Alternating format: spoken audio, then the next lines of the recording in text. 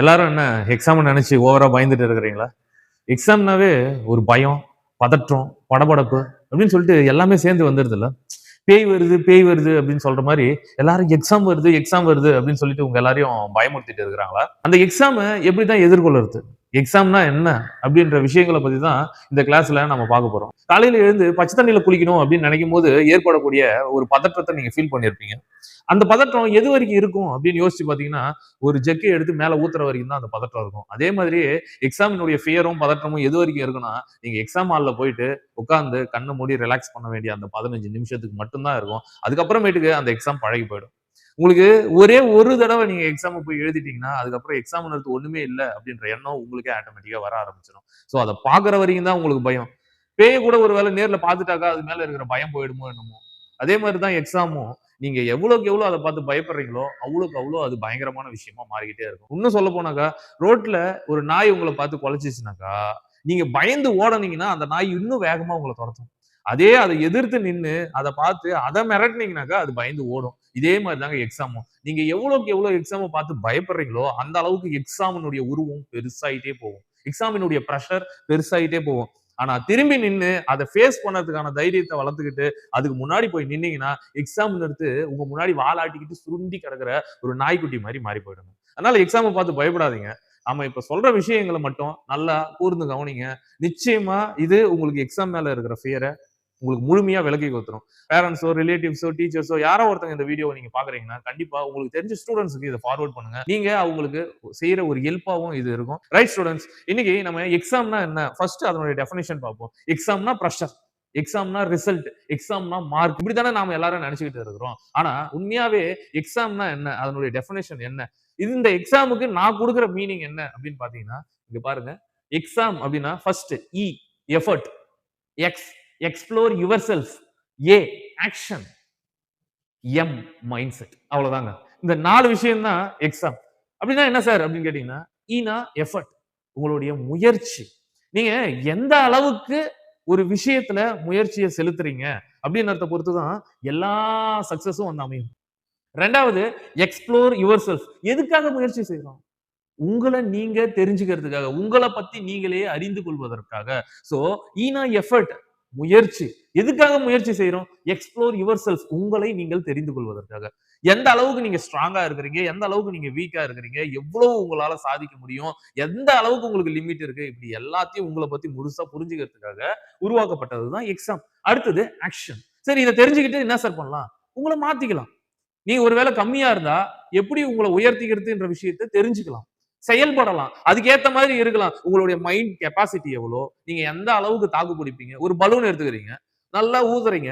அது எவ்வளோ அளவுக்கு தாங்கும் அப்படின்னு தெரிஞ்சுக்கிறோம் இல்லையா? அந்த மாதிரி உங்களுக்கு எந்த அளவுக்கு டேலண்ட் இருக்கு, திறமை இருக்கு, நீங்க எந்த அளவுக்கு முயற்சி செய்ய முடியும் அப்படின்னு உங்கள முழுசா புரிஞ்சுகிட்டு, அதுக்கு ஏத்த அளவுக்கு ஆக்ஷன செய்யறது. பலூனுடைய சைஸ்க்கு ஏத்த மாரி காத்த ஊதுற மாரி, உங்கள பத்தி முழுசா தெரிஞ்சுக்கிட்டு, உங்களுக்கு ஏத்த அளவுக்கு முயற்சிகள செய்ய வைக்கிறது, ஆக்ஷன்ல செயல்பட வைக்கிறது தான் முக்கியமான விஷயம். அடுத்தது M mind set. Question paper எவ்வளவு டஃப்பா இருந்தாலும் சரி, அல்லது எவ்வளவு ஈஸியா இருந்தாலும் சரி, அத நீங்க எப்படி ஃபேஸ் பண்ண போறீங்கன்ற பாசிட்டிவ் மைண்ட் செட்ட வளர்க்கறது.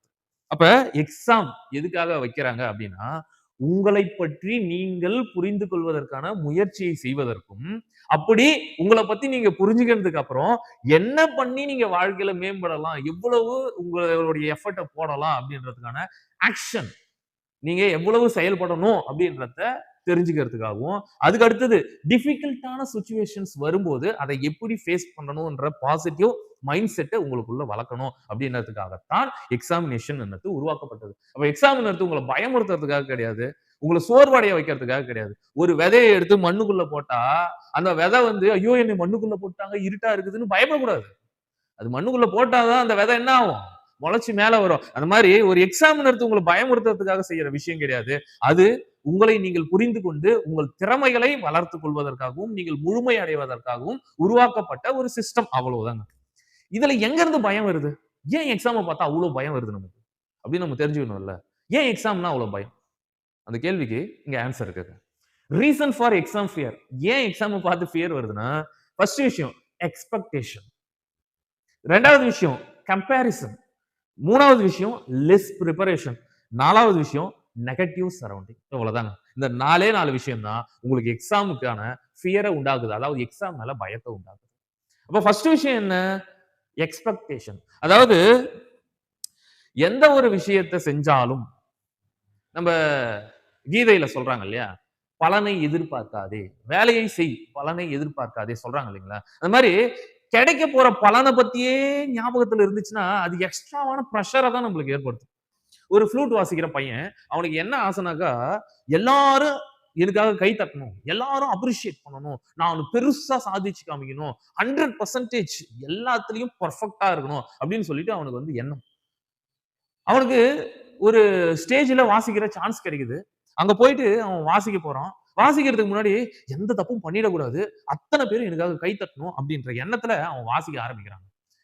அவன் நல்லா வாசிக்கிற பையன் தான். ஆனா ஸ்டேஜ்ல அவனால அந்த அளவுக்கு பெர்ஃபார்ம் பண்ண முடியாம போச்சு. ரொம்ப ஆர்டினரியா தான் அந்த ஸ்டேஜ்ல அவனால வாசிக்க முடிஞ்சது. அப்ப அவனுடைய மாஸ்டர் அவங்க எல்லாம் சொல்றாங்க, நல்லா வாசிக்க முடிஞ்சும், நீ ஏன் தெரியுமா ரொம்பவும் சாதாரணமான ஒருத்தன போல வாசிச்ச? ஏன்னா, நீ இசைய ரசிக்கல. அதுக்கு பதிலா அடுத்தவங்க தனக்கு கை தட்டணும்ன்ற எக்ஸ்பெக்டேஷன வளர்த்துக்கிட்ட. எப்பயுமே பயணத்த ரசிக்கணும். போய் சேர்ற இடத்து மேலேயே கவனம் இருந்துச்சுனாக்கா, பயணத்த நம்மளால ரசிக்க முடியாது. அதனால டெஸ்டினேஷன் எதுவா வேணாலும் இருக்கட்டும்.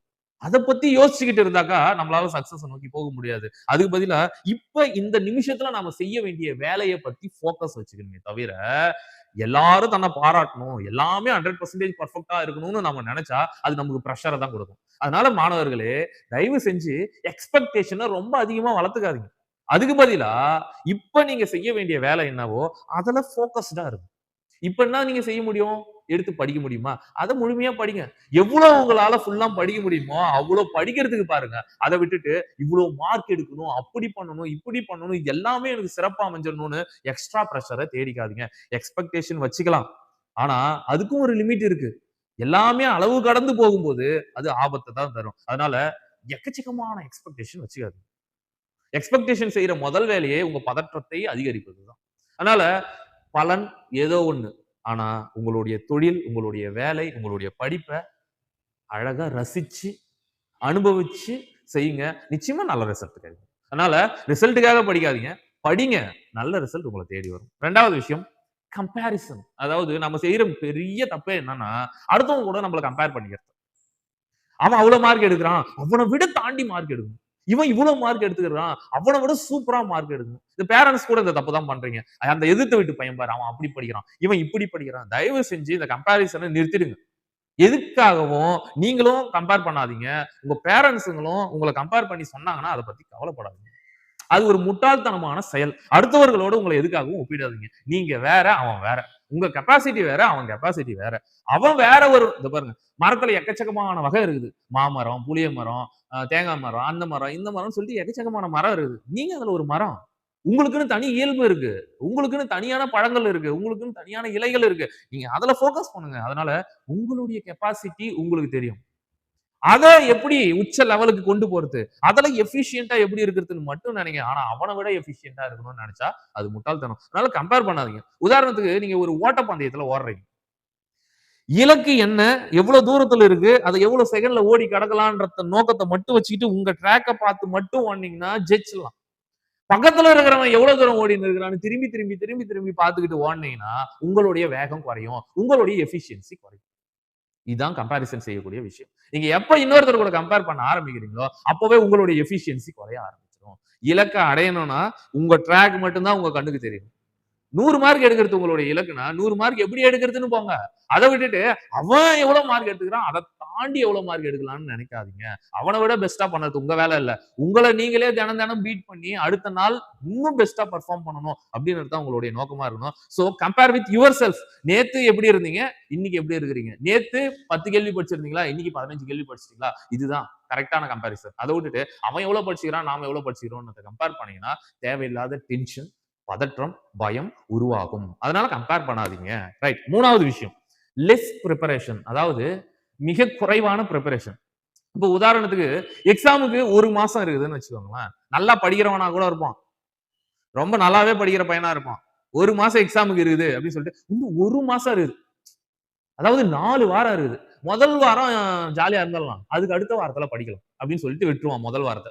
அடுத்து 2வது வாரம் வரும்போது இன்னும் 3 வாரம் இருக்குது, பாத்துக்கலாம், டைம் தான் இருக்குது அப்படின்னு ஒரு எண்ணம் தோணும். அதனால 2வது வாரத்தையும் விட்டுருவோம். அடுத்து 3வது வாரத்துல உட்கார்ந்துகிட்டு இன்னும் 2 வாரம் இருக்குது. அதாவது 12 நாள், 14 நாள் இருக்குது. இது எப்படின்னா நம்ம வந்து டேலி பண்ணிட்டு படிச்சிடலாம் அப்படின்னு சொல்லிட்டு, கடைசி வாரத்துல போய் உட்கார்ந்துகிட்டு, வேக வேக வேக வேக வேகமா எடுத்து படிப்போம். இப்படி வேக வேக வேகமா படிக்கிறதுனால என்ன நடக்கும் அப்படின்னு பார்த்தீங்கன்னா, டென்ஷன் அதிகமாகும். பிரஷர் அதிகமாகும். எந்த அளவுக்கு நாட்கள் சுருங்கிக் கொண்டே போகுதோ, அந்த அளவுக்கு பிரஷர் உங்களுக்கு இன்கிரீஸ் ஆகிட்டே போகும். ஏன்னா முடிக்க வேண்டிய வேலை இவ்வளோ இருக்கு. ஆனா டைம் இவ்வளவு தான் இருக்கு அப்படின்னும்போது, எக்கச்சக்கமான பிரஷர் சேர்ந்து வரும். அப்போ உங்களால அத ஹேண்டில் பண்ண முடியாது. அதனால என்ன பண்ணணும்னா, தயவு செஞ்சு தள்ளி போடாதீங்க. தள்ளி போடுதல் என்பது முட்டாள்களின் பழக்கம். நீங்க புத்திசாலியா இருந்தீங்கன்னா, எந்த ஒரு விஷயத்தையும் காலத்துல செஞ்சு முடியும். 30 நாள் இருக்குதுன்னா, 30 நாள் அதாவது டோட்டல் சிலபஸ் டிவைடட் பை 30 அவ்வளவுதான். டிவைட் பண்ணி ஒரு நாளைக்கு எவ்வளவு படிக்கணும்ன்றத தெரிஞ்சு வச்சீங்கன்னா, அத படிச்சு முடியும். இத்தன நாள் அதாவது இந்த நாள்ல இவ்வளவு படிக்கணும், இந்த நாள்ல இவ்வளவு படிக்கணும் அப்படின்றத முடிவு பண்ணணும். சோ டைம் டேபிள், ஷெட்யூல் நீங்க போட்டு வைக்கணும். கன்சிஸ்டன்ட்டா அந்த 30 நாளும் நீங்க பிக்ஸ் பண்ண டார்கெட்ட படிச்சு முடிச்சாகணும். அப்ப என்ன பண்ணலாம்? காலையில 4 மணிக்கு எழுந்திருக்கிறேன். 4 மணிலேருந்து 6 மணி வரைக்கும் இத படிக்கிறேன். அடுத்தது 6 மணிலேருந்து 7 மணி வரைக்கும் இத பண்ண போறேன். அடுத்து சாப்பிட போறேன். அடுத்தது நானு ஸ்கூலுக்கு போக போறேன். ஸ்கூலுக்கு போயிட்டு இங்க இருந்து இது வரைக்கும் படிப்பேன். திருப்பி ஸ்கூல் முடிச்சுட்டு வீட்டுக்கு வந்ததுக்கு அப்புறம் இந்த டைம்ல இருந்து இது வரைக்கும் படிப்பேன். ஒரு 10 மணிக்கு தூங்க ஆரம்பிப்பேன். இப்படின்னு சொல்லிட்டு ஒரு டைம் டேபிள் அழகா பிக்ஸ் பண்ணணும். இன்னும் எவ்வளவு சிலபஸ் நீங்க படிக்க வேண்டியது இருக்குதுன்றத எடுத்து வச்சுட்டு, ஒரு டைம் டேபிள பிக்ஸ் பண்ணிட்டு, ரெகுலரா அதுக்கேத்த பிரிப்பரேஷன் குடுத்துக்கிட்டே வந்தீங்கன்னாக்கா, நீங்க எக்ஸாம கான்ஃபிடென்ட்டா அணுகலாம். ரிசல்ட்ட பத்தி யோசிக்கிறத விட, பிரிப்பரேஷன பத்தி யோசிச்சீங்கன்னாக்கா, உங்களுக்கு கான்ஃபிடென்ட் வளரும். ஏன்னா, இப்படி பிரிப்பேர் பண்ணும்போது தான் உங்களுக்கு ஒரு தெளிவு கிடைக்கும். நான் எவ்வளவு முடிச்சிருக்கேன், எவ்வளவு முடிக்க வேண்டியது இருக்கு அப்படின்ற தெளிவு கிடைக்கும். அந்த தெளிவு உங்கள கரெக்ட்டா உங்கள செயல்பட வைக்கும், உங்கள முடிக்க வைக்கும். சோம்பேறி இன்னும் டைம் இருக்குதுன்னு தள்ளி போடுவான். புத்திசாலி இன்னும் டைம் இருக்குதுன்னு அந்த டைம எப்படி படிக்கலாம்ன்றதுக்கு பயன்படுத்துவான். இவ்வளவுதான் 2 பேருக்கு இருக்கிற வித்தியாசம். சரி உதாரணத்துக்கு நீங்க கடைசி 2 வாரத்துல படிக்கலாம்னு நினைக்கிறீங்க. ஆனா அன்னைக்குன்னு பார்த்து இது வெயில் காலம் இல்லையா? அம்ம போட்டுடுச்சு. இல்ல ஏதோ ஒரு டைபாய்டு, மலேரியான்னு ஏதோ ஒரு காய்ச்சல் வந்துடுச்சு. என்ன பண்ணுவீங்க? நேரம் இருக்குதுன்னு சொன்னீங்க. ஆனா அந்த நேரத்துல தான் உங்களுக்கு உடம்பு சரியில்லாம போயிடுச்சு. அப்ப எக்ஸாமுக்கு எப்படி போய் எழுதுவீங்க? அதனால நேரம் இருக்குதுன்னு நினைக்காதீங்க. இருக்கிற நேரத்த பயன்படுத்த ஆரம்பிச்சுருங்க. அதுதான் பெஸ்ட். ஏன்னா பின்னாடி எது வேணாலும் நடக்கலாம். இப்பதான் நீங்கலாம் வண்டி எடுத்துன்னு வேக வேகமா வேற ஓட்டிட்டு போறீங்கல்ல. எங்கேயாவது போய் அந்த நேரத்துல பார்த்து கீழ விழுந்து ஒரு சின்ன சிராய்ப்பு ஏற்பட்டது, இல்ல கையில அடிபட்டது, இல்ல இந்த இடத்துல அடிபட்டுருச்சுன்னா, எழுதுறதுக்கு என்ன பண்ணுவீங்க? ஹாஸ்பிடல்ல டைம் ஸ்பெண்ட் பண்ணிக்கிட்டு படிக்கிற நேரத்த இழந்துருவீங்கல்ல. அதனால நேரம் இருக்குதுன்னு நினைக்காதீங்க. ரொம்ப குறைவா தான் இருக்குது. படிக்க ஆரம்பிங்க. செயல்ல இறங்குங்க. அதே மாரி மாணவர்களே, தயவு செஞ்சு உங்க ஃபுட் ஹேபிட்ட மாத்திக்கோங்க. இனிமேலுக்கு எண்ணெயில பொரிச்சது, அதிக எண்ணெய் இருக்கிறது, உடம்ப சூடாக்குறது இந்த மாரி விஷயங்கள தவிர்த்துருங்க. நெறைய பேருக்கு காய்ச்சல், மலேரியா, அப்புறம் அம்மை போடுதல் இந்த மாரி நோய் வரதுக்கான காலங்கள் இது. அதுல இருந்து தப்பிக்கணும்னா, உடம்ப எந்த அளவுக்கு சுகமா வச்சுக்க முடியுமோ, சுகாதாரமா வச்சுக்க முடியுமோ, அந்த அளவுக்கு சுகாதாரமா வச்சுக்கோங்க. தேவையில்லாம கடையில விக்கிற உணவுகள உண்டு உடம்புக்கு எடுத்துக்காதீங்க. இது எல்லாம் எக்ஸாம் டைம்ல ரொம்ப ஆபத்தான விஷயங்கள். அடுத்தது கடைசி பாயிண்ட் நெகட்டிவ் சரவுண்டிங். நீங்க உங்க எக்ஸ்பெக்டேஷன குறைச்சுக்கிட்டு கரெக்ட்டா படிக்க ஆரம்பிச்சுருவீங்க. எவன் கூடவும் கம்பேர் பண்ணாம, உங்கள நீங்களே கம்பேர் பண்ணிக்கிட்டு படிக்கணும்னு நெனச்சுருவீங்க. பிரிப்பேர் பண்றதுக்கான ஷெட்யூல்லாம் போட்டு பெர்ஃபெக்ட்டா உட்கார்ந்து படிக்கணும்னு ஆரம்பிப்பீங்க. அந்த நேரம் பார்த்து உன் ஃப்ரெண்ட் வருவான். வந்து, "மச்சான் வாடா, எவ்வளோ நேரம் தான்டா படிச்சுட்டே இருப்ப? ஜாலியா கொஞ்சம் வெளிய போயிட்டு வரலாம்." அப்படி போவோம், இப்படி போவோம், அங்க நிப்போம், இங்க நிப்போம். அதுக்கப்புறம் வந்து படிச்சுக்கலாம்டா, டைம் இருக்குது அப்படின்னு உன்கிட்ட வந்து சொல்லுவான். நீ என்ன பண்ணுவ? ஆமா, டைம் இருக்குது. வா போலாம் அப்படின்னு சொல்லிட்டு உன் ஷெட்யூல விட்டுட்டு அவன் கூட போவ. ஆனா அவன் எப்பேர்ப்பட்ட புத்திசாலியா இருப்பான் தெரியுமா? அவன் வீட்லயே எல்லாத்தையும் படிச்சு முடிச்சுட்டு, உன்னைய வந்து கெடுக்கிறதுக்கு வேணும்னே கூட்டிட்டு போறவனா எக்ஸாம் டைம்ல தயவு செஞ்சு உன்னைய படிக்க விடாம தடுக்கக்கூடிய நெகட்டிவ் சரவுண்டிங்க அவாய்ட் பண்ணிருங்க. அது ஃப்ரெண்டா இருந்தாலும் சரி, மொபைலா இருந்தாலும் சரி, டிவியா இருந்தாலும் சரி, வேற எதுவா இருந்தாலும் சரி. தூக்கி போட்டுட்டு ஷெட்யூல்னு ஒண்ணு போட்டீங்கல்ல, அதுல மட்டும் கான்சன்ட்ரேட் பண்ணி படிக்க ஆரம்பிங்க. உன் கூட இருக்கிறவன் உனக்கு எடுத்துருவான். நான் திரும்பவும் சொல்றேன். எல்லாருக்கும் இருக்கிற காமன் புத்தி தான். நல்லா இருக்கணும். ஆனா அவன விட நல்லா இருக்கக்கூடாது. மார்க் எடுக்கணும். ஆனா அவன விட நீ நல்லா மார்க் எடுத்துறக்கூடாது. அப்படின்ற எண்ணம் முக்காவாசி பேருக்கு இருக்கும். அவன் வேணும்னே உன்னைய ஏதாவது ஒண்ணு பண்ணி இவன் மார்க்க கெடுத்துடலாம் அப்படின்ற எண்ணத்துல கூட வருவாங்க. அதனால அவங்களெல்லாம் அவாய்ட் பண்றேங்க. எல்லாத்துக்கும் மேல இது தேவையில்லாம போய் சுத்துறதுக்கான நேரம் இல்ல. இது படிக்கிறதுக்கான காலம். இது நம்மள நாம உலகத்துக்கு அறிமுகம் செய்ற காலம் அப்படின்றத மனசுல தெளிவா வச்சுக்கிட்டு, எப்பேர்ப்பட்ட சூழ்நிலை வந்தாலும் உங்க ஷெட்யூல்ல இருந்து மாறாதீங்க. உங்க நெகட்டிவ் சரௌண்டிங் எதுவா இருந்தாலும் தூக்கி போட்டுருங்க. அதே மாதிரி நீ தண்டச்சோறு, நீ உருப்பட மாட்ட, நீ அது பண்ண மாட்ட, இது பண்ண மாட்டேன்னு யாரெல்லாம் உங்கள சொல்றாங்களோ அவங்களெல்லாம் தூக்கி ஓரமா வச்சுட்டு அவங்க சொல்ற வார்த்தைகள காதுலயே வாங்காம உங்களுடைய ஃபோக்கஸ் இலக்கு என்னவோ அதை நோக்கி போறதுக்கான வழிகள மட்டும் பாருங்க.